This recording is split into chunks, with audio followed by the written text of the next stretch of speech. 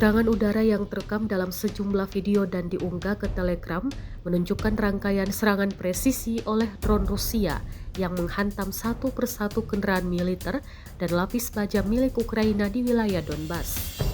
Dalam rekaman yang diunggah di Telegram Rabu 28 Mei 2025, terlihat berbagai target berhasil dilumpuhkan mulai dari truk militer, kendaraan lapis baja M113, kendaraan taktis Kosek, hingga drone pengangkut amunisi Baba Yaga.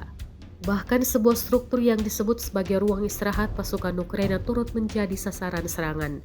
Laporan dari medan tempur menyebutkan sistem Rubicon Rusia berperan aktif dalam mendeteksi dan menetapkan target-target ini, memungkinkan drone-drone tempur melakukan serangan dengan tingkat akurasi tinggi.